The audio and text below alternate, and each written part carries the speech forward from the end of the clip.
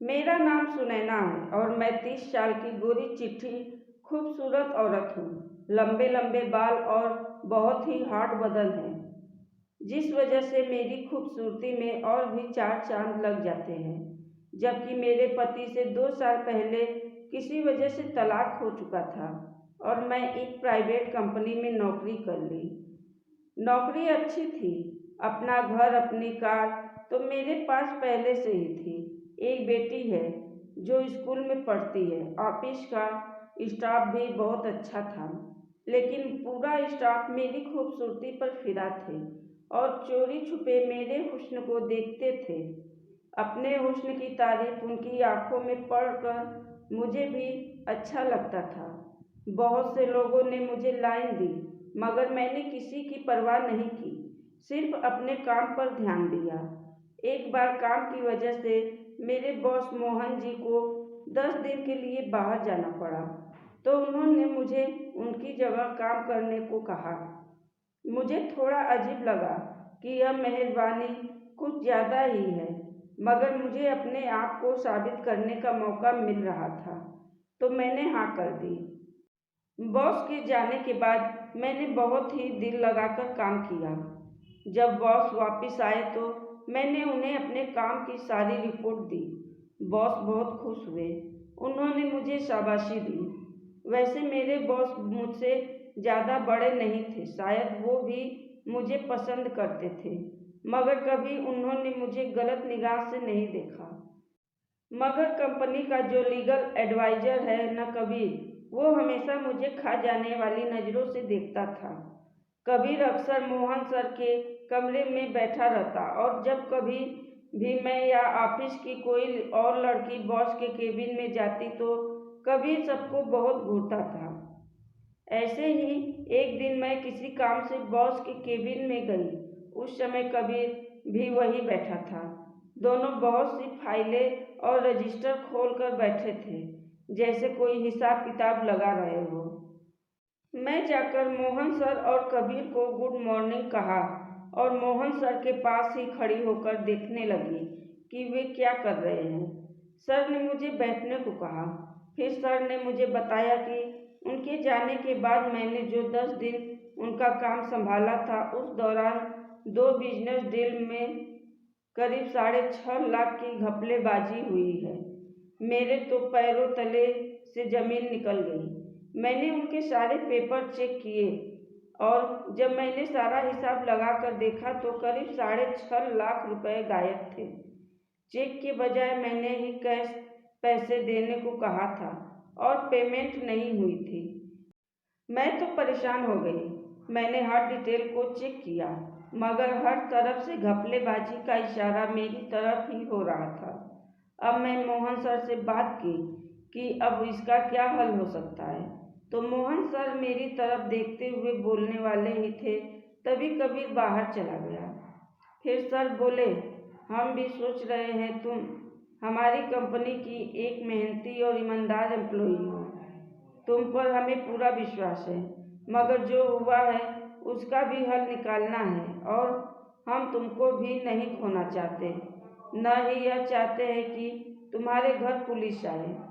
अब पुलिस का नाम सुनकर तो मैं सच में डर गई और मेरे डर को मोहन सर ने भांप लिया। वो उठकर मेरे पास आए और बोले, तुम अच्छे से याद करो और बताओ कि तुमने वो पैसे किसको दिए थे, क्योंकि सेफ की चाबी तुम्हारे पास ही थी। मगर सर मैंने पैसे दिए नहीं थे, तो पैसे कैसे निकल गए, वो भी बंद सेफ में। मैं बहुत परेशान थी। मैं अपना सर पकड़कर बैठ गई। तब मोहन सर ने मेरे कंधे पे हाथ रखा और तसल्ली देने लगे। परेशानी और डर की वजह से मैं रोने लगी। फिर मैं अपने केबिन में आ गई। थोड़ी देर बाद ऑफिस का प्यून मेरे पास आया, मुझे पानी दिया पीने को और बोला, मैडम जी एक बात कहूँ? तो मैंने कहा, हाँ कहो। प्यून बोला, यह जो आपके साथ हो रहा है ना, यह कोई नई बात नहीं है, आपसे पहले भी ऐसे हो चुका है। मतलब मैंने पूछा, तो प्यून इधर उधर देखते हुए धीरे से बोला, ये जो मोहन सर है ना, सब कुछ इनकी ही चाल है और खुद ही घपला करवा देते हैं और फिर खूबसूरत लड़कियों को अपने जाल में फंसा लेते हैं। मैं समझ गई कि मोहन सर के जाल में मैं फंस चुकी हूँ। अब मैं सिर्फ यह देखना चाहती थी कि वो मुझसे क्या चाहते हैं। 2 दिन बाद मैं अपने केबिन में बैठी थी, तभी मोहन सर का फ़ोन आया। मैंने हेलो कहा तो वो उधर से बोले, बात ऐसी है कि आज शाम को मेरी मीटिंग अपने एक वकील से है जिससे मैं आपका केस डिस्कस करने वाला हूँ। अगर तुम्हारी ज़रूरत पड़ी तो मैं तुमको बुला लूँगा, क्या तुम आ पाओगी? मैंने कहा जी आ जाऊँगी। कितने बजे आना है? मोहन सर बोले शाम 8 बजे की मीटिंग है, याद रखना। मैं अब सोचने लगी कि अगर पैसे देने पड़े या मुझे नौकरी से निकाल दिया गया तो मैं क्या करूँगी।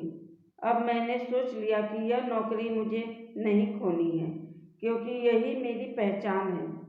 चाहे कुछ भी हो जाए, मैं उनकी हर बात मान जाऊँगी, बस नौकरी नहीं जानी चाहिए।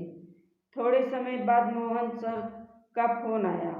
वे बोले, सुनैना, वकील साहब से टाइम मिल गया है, क्या तुम अभी आ सकती हो? मैंने पूछा कहाँ आना है? वो बोले, मेरे फ्लैट पर हम तुम्हारा इंतज़ार कर रहे हैं। अब मैंने फ़ोन काटा, कपड़े बदले और बढ़िया सा मेकअप किया ताकि और हॉट लगूं। जब शीशे में अपने आप को देखा तो बहुत ही ढांसू लग रही थी। जब मैं उनके फ्लैट में एंटर हुई तो देखा वहाँ तो बस मोहन सर ही थे। मेरे पूछने से पहले ही सर ने कह दिया, वकील साहब से सारी बात डिस्कस हो चुकी है, उन्हें जल्दी जाना था इसलिए वो चले गए। अब सिर्फ तुमसे पूछना है। मैं जाकर सोफे पर बैठ गई और मोहन ने एक ड्रिंक बनाई और मुझे दी। मुझे अपने आप में थोड़ी साहस और दिलेरी पैदा करने के लिए ड्रिंक जरूरी थी, इसलिए मैंने एक ही बार में पी ली। अब मैंने पूछा, जी अब बताइए क्या चाहते हैं आप? मोहन बोला, अगर तुमको मेरी इच्छा पूरी करने में कोई दिक्कत न हो तो सब कुछ वैसा ही हो जाएगा जैसे पहले था। मैंने पूछा, क्या इच्छा है आपकी? वो बोले, एक मर्द को एक खूबसूरत औरत से क्या चाहिए? मेरे पास न तो देने के लिए इतने पैसे हैं और न ही मैं यह नौकरी खोना चाहती हूँ। इतना कहकर मैं उठ खड़ी हो गई। तब मोहन ने मेरे कंधे को पकड़ा तो मेरे शरीर में सुरसुरी सी दौड़ गई। करीब 2 बरस बाद मुझे किसी मर्द ने इस तरह से छुआ था। फिर मोहन सर ने मुझे अपनी बाहों में भर लिया। तुम जानती हो सुनैना, मैंने जब से तुम्हें देखा है तब से तुम्हारा दीवाना हूँ। तुम बेहद खूबसूरत हो। कहते कहते मोहन ने अपना हाथ मेरे पेट पे फेरा। मेरे अंदर तो हलचल मच गई थी। मैंने अपना सिर पीछे को गिराया और उसके कंधे पर टिका दिया और अपनी आंखें बंद कर ली। 2 साल बाद मैं किसी पुरुष से इस तरह मिली थी। मेरी तरफ से पूरी सहयोग मिलता देख उनके भी हौसले बढ़ गए थे। फिर मोहन बोला, जानती हो सुनैना, मैंने यह सोच लिया था कि एक न एक दिन तुम्हें जरूर अपना बनाऊंगा। मैं बोली, सच में? अगर आप कहते तो आपके लिए तो मेरी हमेशा से हाँ थी। इतना सब करने की क्या ज़रूरत थी? और उसके बाद मैं आज कंपनी की मैनेजर हूँ। दोस्तों, अगर आपको हमारा चैनल पसंद आए तो हमारे चैनल को सब्सक्राइब, लाइक व शेयर ज़रूर करें। धन्यवाद।